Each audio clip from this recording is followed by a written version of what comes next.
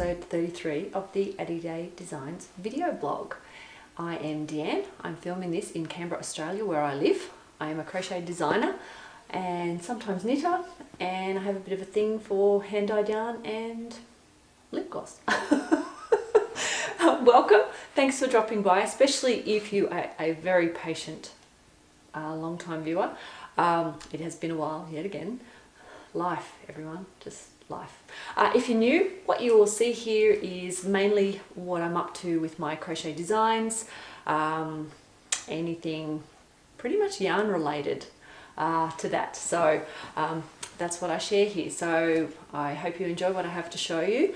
A lot has happened in the last few months. Today is June the 28th. I had to check because I can never remember. June the 28th, it's the last day of term here for term 2.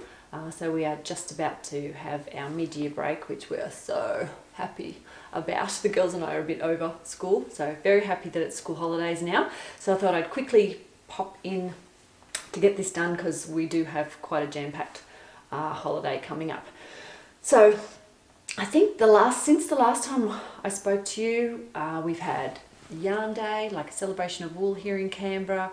I held some workshops in Sydney at Skein Sisters for a massive crochet workshop weekend there. That makes it sound like nothing has happened since the last podcast. There's been lots, okay, there has been lots, and I do have a lot to show you. So shall I get started?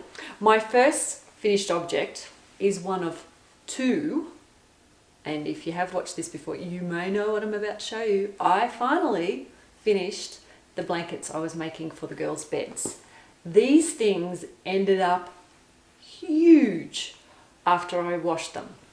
Oh my goodness, I could have probably stopped rows and rows before I did if I'd realised they were going to grow so much, but it's all good. They cover their beds, which was the plan.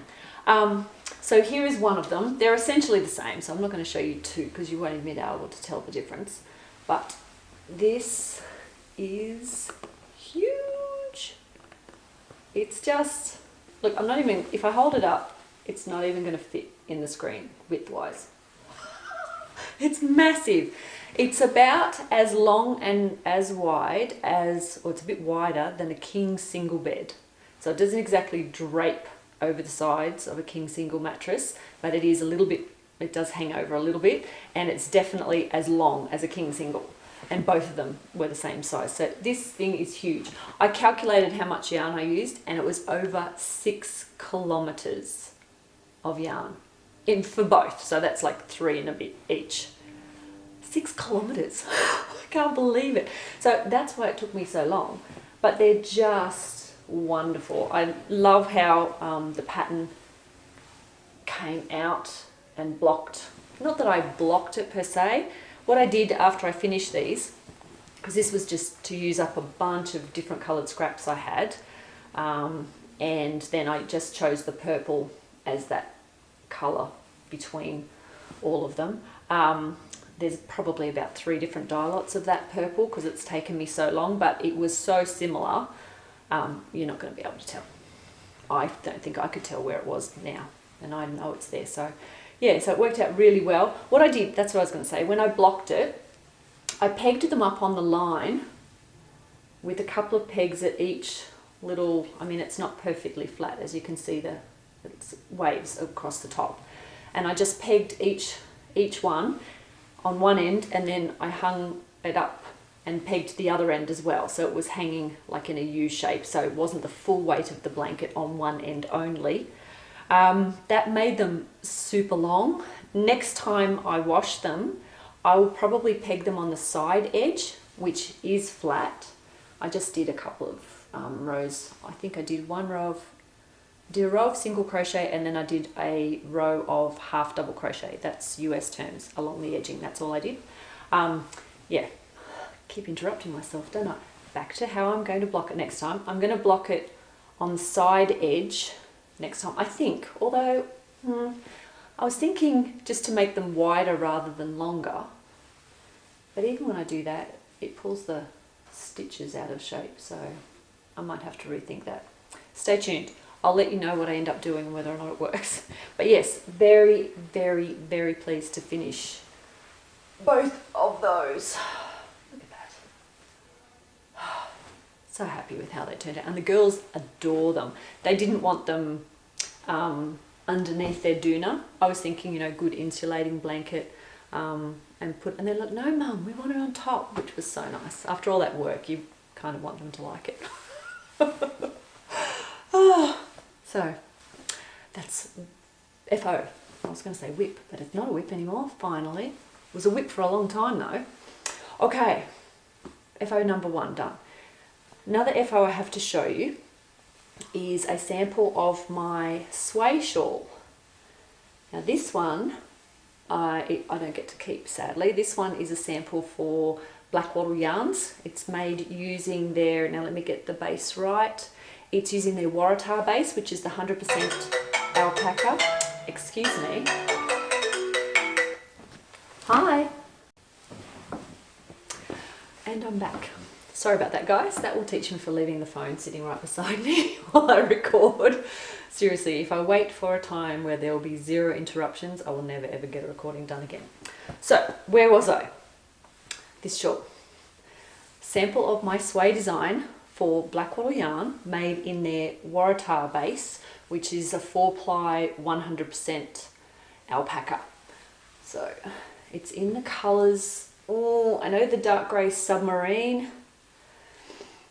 The teal is prevailing, my bad, I didn't write the colourway names down, prevailing wind or something like that.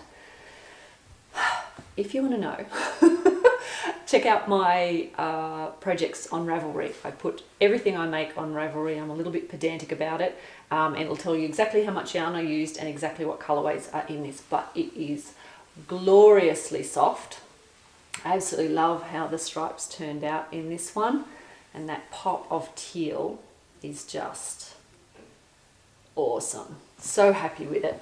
So this is a new sample that's going to go in their farm shop, and when they go to trade shows and things like that. So tomorrow, which is June the 29th, Matt and Angela will be at the handmade market here in Canberra at Exhibition Park. So that's why it had to be ready by today. I actually just blocked it last night, so just in time.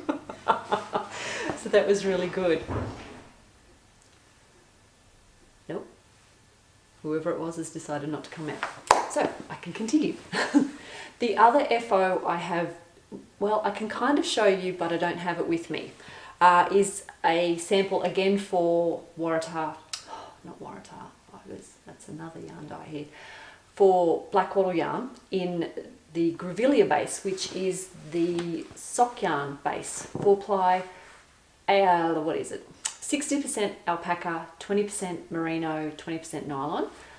It's beautifully soft as well, and I did a sample of my Waru design in that yarn for Angela. Now, as I said, I don't have it. However, I do have a picture of it.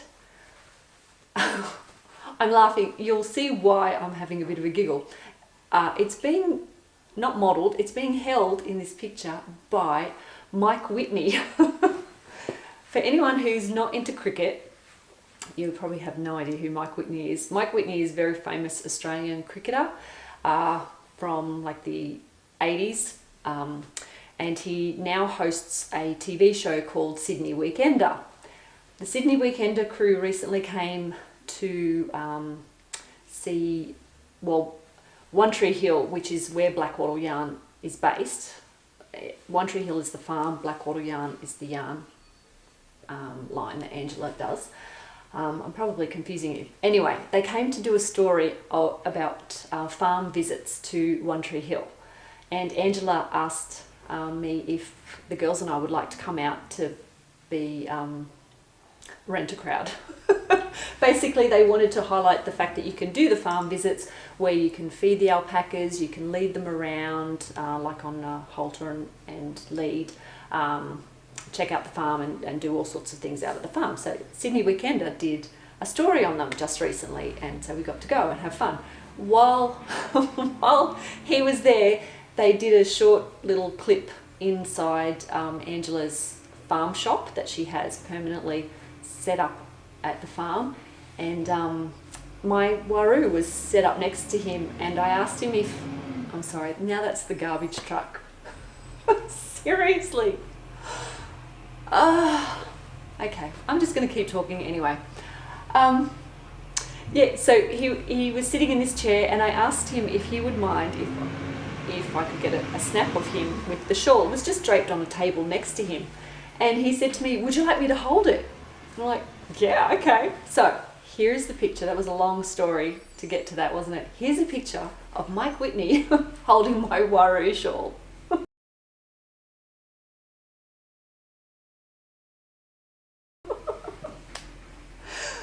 So there you go. He was a super nice guy, hey. He was showing the girls, after that we did one little clip that they wanted to film, and they were viewing it on the, I don't know what it's called on a proper camera. Is it the viewfinder on a proper camera? Anyway, on the little screen. And they were checking out the timing of certain things, and he called the girls over and said, come on, have a look at this, look how this is great, and was showing them stuff there. It was a really fun day, really nice group of people to work with. What I'll do, I'll put the link, if I can find a link to that episode, and because sometimes they break the episodes up into individual stories on their Facebook page or website. I'll have a look for you, and I'll see if I can get a link to the little story they did about the farm visits at One Tree Hill, because it's worth having a look if you've never had a chance to go there. Highly recommend it. It's good fun. So they're the FOs I have to show you. None others. I have made other things, but in the rush to get them done and where they had to go because they weren't for me, I didn't even get photos, which is really bad, but anyway, never mind. So I do have whips to show you. So my first whip is in my gorgeous Finch bucket by Stitch Mischief that Jade made me. I absolutely love this. And for all of you that sew, you can buy the pattern to make your own from this design. So it's amazing, beautiful design, and I didn't make this one, obviously, or maybe not obviously. Anyway, Jade made this one, I bought it ready-made, but yeah, you can buy the pattern as well. So you've seen this one before, but I think I've added to it. I'm sure I've added to it. This is the first prototype of a new design, which I have decided to call Bantam, which might sound weird. I know for me, the first thing that comes to mind when you say Bantam is Bantam chickens. My husband thought immediately of Bantam weight boxes, you know, like that kind of boxer, not the boxers men wear, because the word Bantam actually means petite, so small.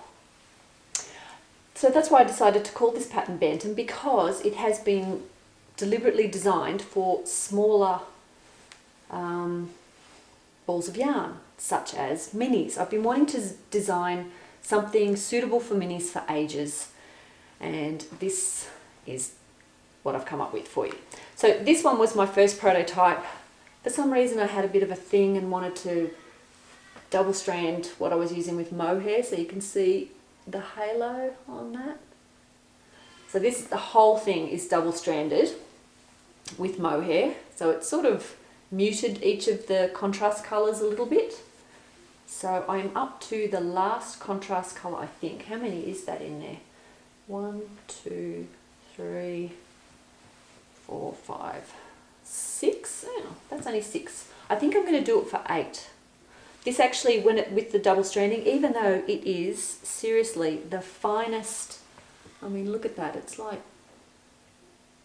I think I've got dental floss that's thicker than that. It's so fine, but it makes a big difference to how thick the fabric works up, because this is fingering weight. Yet I've got another sample here that I'll show you in a second that's fingering weight as well, but without the mohair, and it's a lot finer. So amazing how different it worked up. So this one, yeah, is the sample. It's curling a little bit. Like I said, this is my initial prototype. So I've tweaked it quite a bit actually as I went along. because one, you can't frog this stuff, as I showed you one other time. So look, there are little variations along the way, mainly to do with the edge, because I really wanted this side edge to finish up really, really straight. And the fact that it's a chevron design so there you go, it is a chevron design. The chevrons, the shape of them actually pull that edge in and out, even if the stitch decreases and increases are really even, it still sort of pulls at them, just purely because of the nature of the pattern. And so I wanted to compensate for that, because I really wanted that edge to be nice and straight along the edge of your scarf or wrap. So yeah, so I've tweaked it a little since this one, and I'll show you my other one. So that's prototype number 1. What I did, it was just, like I said, bits and bobs of each of the colours. The main colour is this one from Hedgehog Fibres. And I'm going to forget the name. Do I have a label in here? I bet you I don't.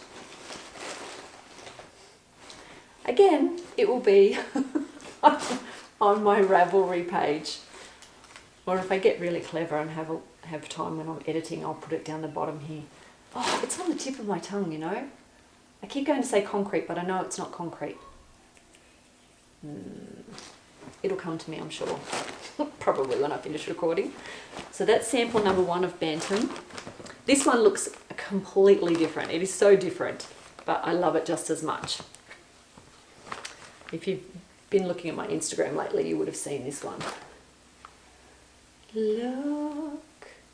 Oh, it's so pretty. Those colours are actually very true on video. So all these contrast colours were a set of minis that I got from Dingo Dye Works.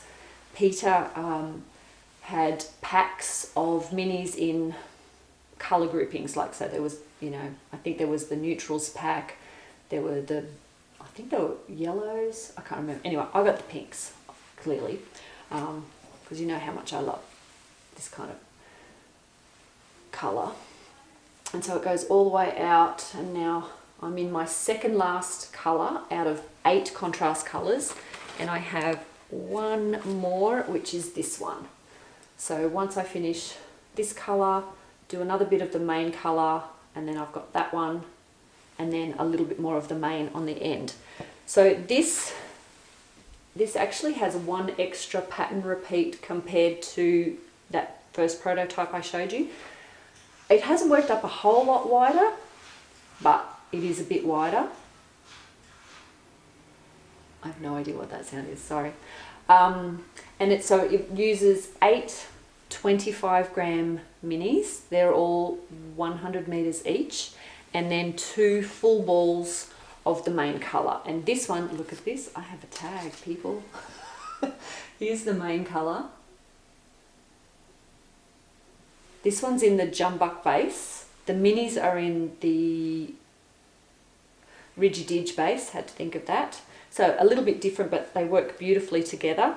Main colour is, I feel like one of those presenters on the Logies, Corbel.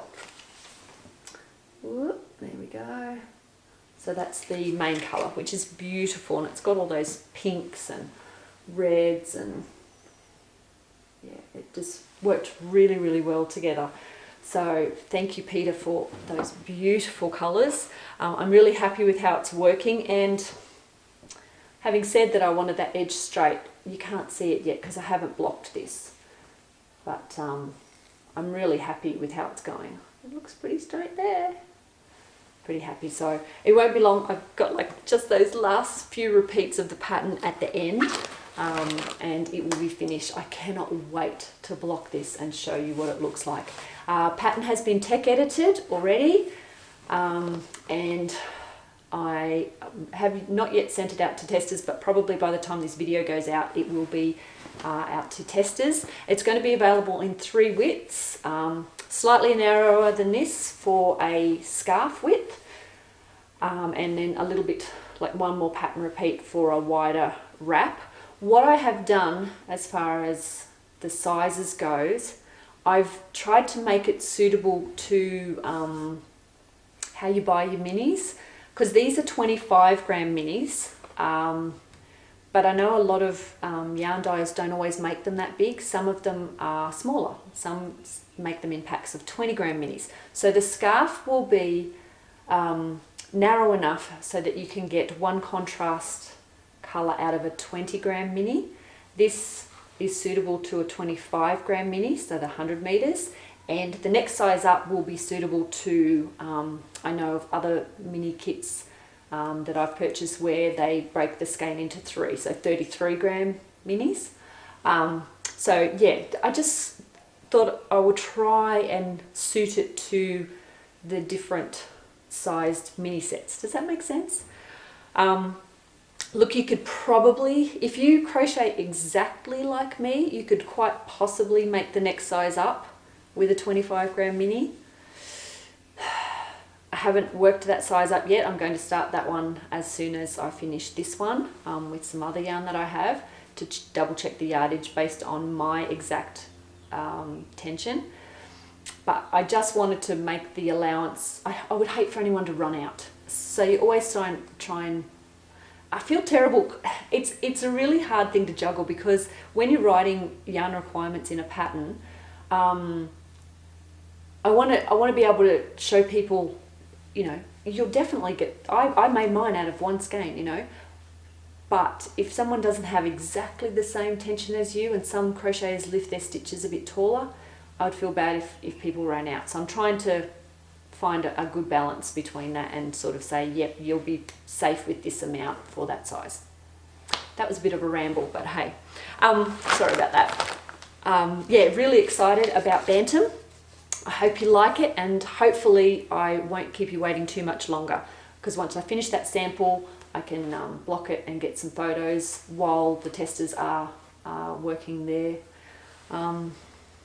samples up, and get that to you really, really shortly, because there's a few, well, Bendigo Sheep and Wool is coming up very, very soon, and while I will not be going this year, I know a lot of you will have your lists of what you want to buy, and so hopefully I'll have that ready so you can check out what's available at the Sheep and Wool show and maybe pick up a kit, or at least yarns suitable to make your own.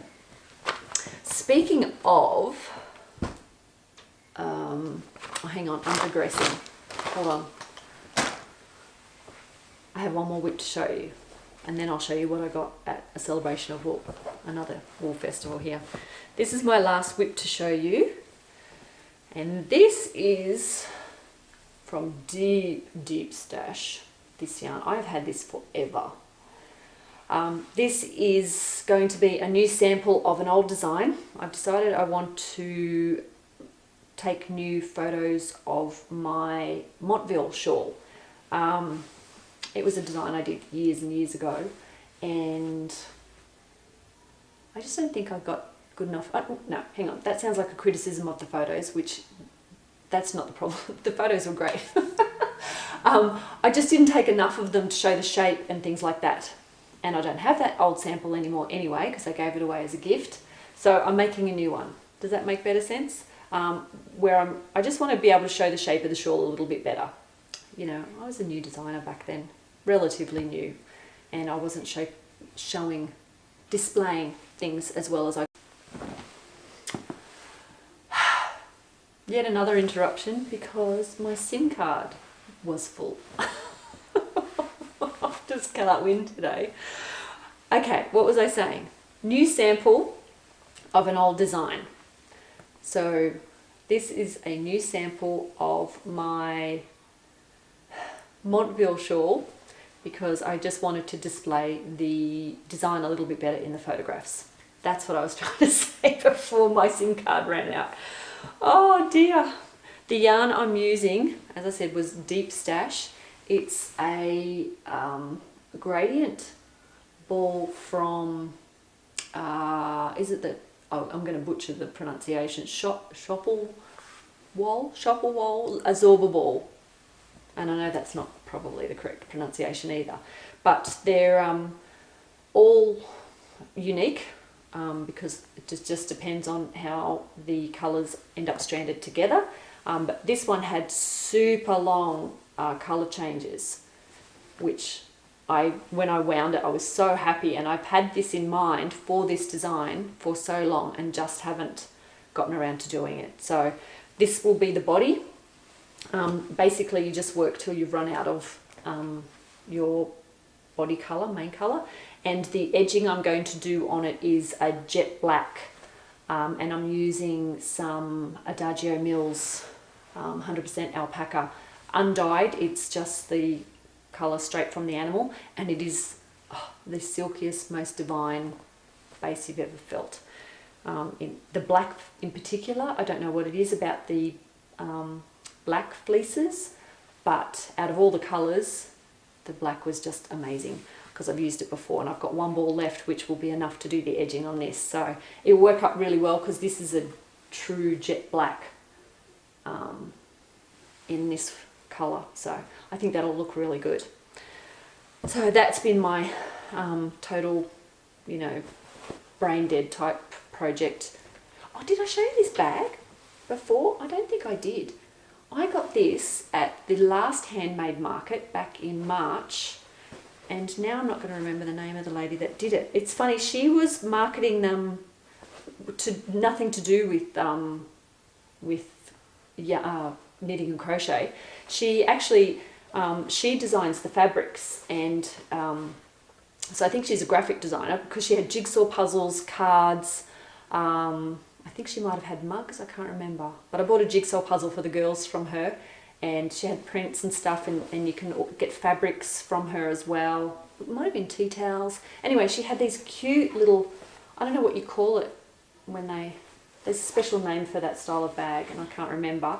But I said to her, these would make the perfect sock sack, or what do you call it when people, you know, I have never walked around while I'm crocheting. I don't, you know, to me that's similar to walking around looking at your phone, and I don't think that's very safe.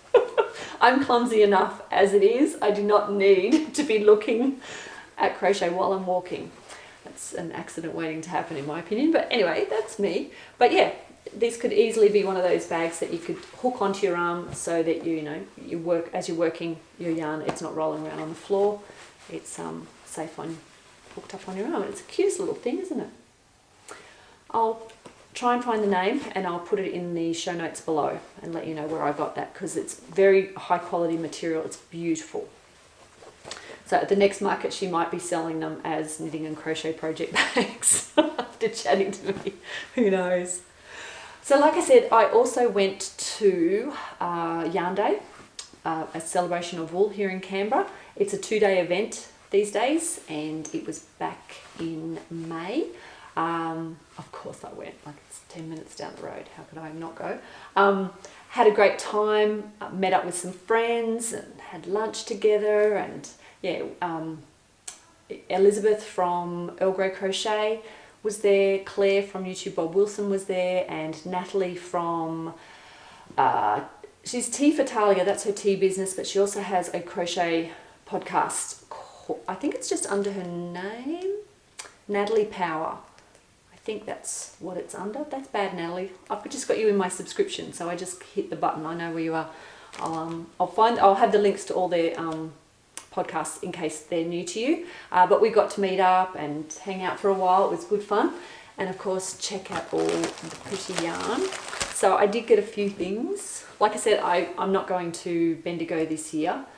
So I got a couple of things. I don't need more yarn still. I have plenty. But when it's all there, you know, I had to get some, didn't I? So this first one is a gorgeous DK, 8-ply from Bellevue Park wool. Their yarns are insanely soft. Like, I wish you could feel this. It is so, so soft. So I got this actually to make a hat for myself. It's sort of a bit of a grown-up pink. It's not a baby pink at all. It's that lovely, just dusty pink, and it is divine. I think it's, now the cat is trying to get out here. Can you hear that? what is happening?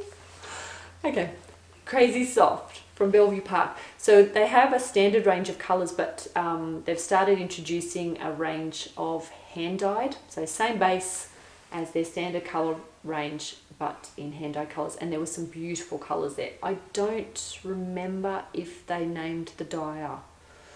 I can't remember, I'm sorry. But I'll link you to their website. Their yarn's divine. I also got another,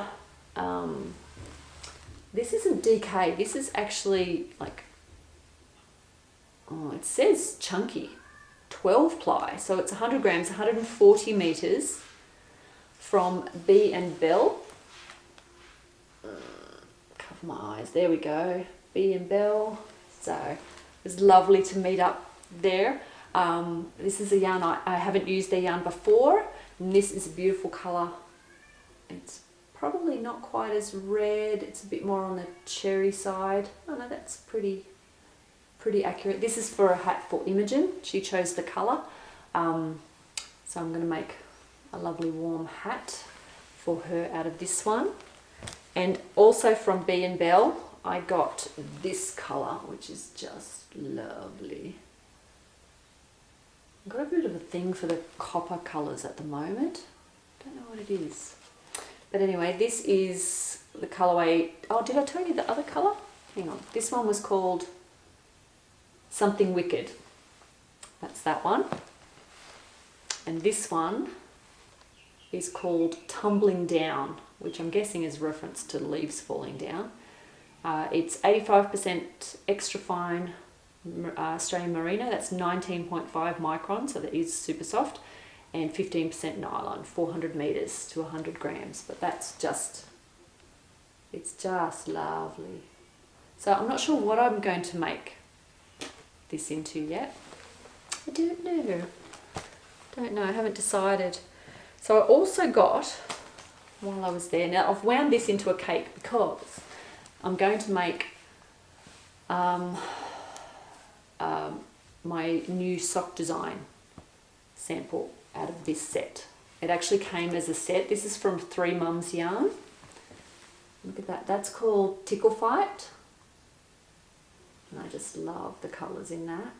And then this was, didn't have a name. It was just the mini that went with it to match it. So I think that will make awesome contrast toes and heel in the sock. So that's for a new sock design for my Rundle socks. If you've been watching before, I know that was from a long time ago. I just haven't had time. And if you're seeing lots of fuzz and hair on my yarns, our cat Radar has this. If I leave the door open to the office, or if I have any yarn in balls out anywhere of a night, once we all go to bed, he goes on this crazy, I don't know, he fetches some and then he'll sit outside our bedroom door calling out to you with the ball of yarn at his feet like a trophy or something. It makes me, I don't know whether he thinks that, I don't think he thinks they're mice, but you know when cats catch mice and they'll bring them to the back door to say, hey, look what a great cat I am, I've brought this to show you. It's like that, but he always does it when we're all asleep in bed, so it'll be like 12:30, 1 o'clock in the morning, and you'll hear this cat crying, and you'll go out and he's just sitting there with a ball of yarn at his feet looking all proud and pleased with himself. It's the most bizarre thing. So yeah, if you've seen any fuzz on any of these, that's because he gets in there, rummages around, picks which one he wants to display that evening before bringing it out. Anyway, moving on. From 3 Mums Yarn, I also got a gorgeous gradient pack, which is just lovely. It's funny, I bought a gradient pack from them last year at a celebration of wool, and it goes from a light grey right through to a really dark, not quite black, but a really dark charcoal. And I'm thinking of using them both in a design, so they're the equivalent of 2 skeins. And I'm thinking of using the 2 gradients together and having like the light green worked along some sort of striping or something. I don't know what I'm going to do yet, but some sort of striping along with the darkest grey. I should have brought it to show you. And then working back towards the darker green while you also work back towards the lighter grey. Does that make sense? Anyway, it's a beautiful gradient set. I'm trying to get it without the light shining on it. It's just lovely. So they had several. There was one in like a burgundy colour, I think, and there was one in mustards, and then they had the grey to charcoal one as well. But these jade colours, I couldn't resist. It was so nice. So I think that just about might be it. I think.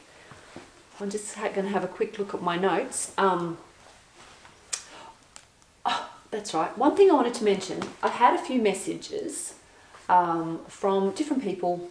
There's been a lot of chat on Instagram lately. I don't know if you've seen it, but there has been a lot about a chat about pattern pricing and trying to find the balance between fair prices for, you know, a designer's work and making patterns affordable to people that may not have a lot of disposable income.